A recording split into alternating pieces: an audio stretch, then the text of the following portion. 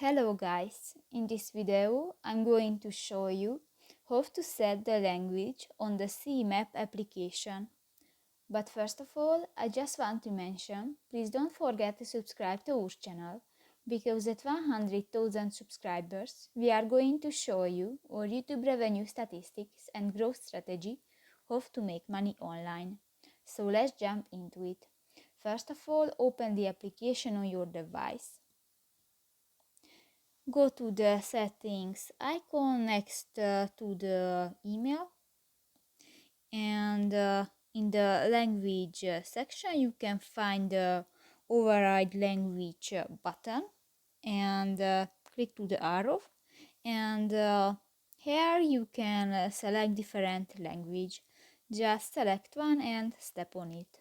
So that's pretty much it for this video guys. See you in the next one. Bye bye.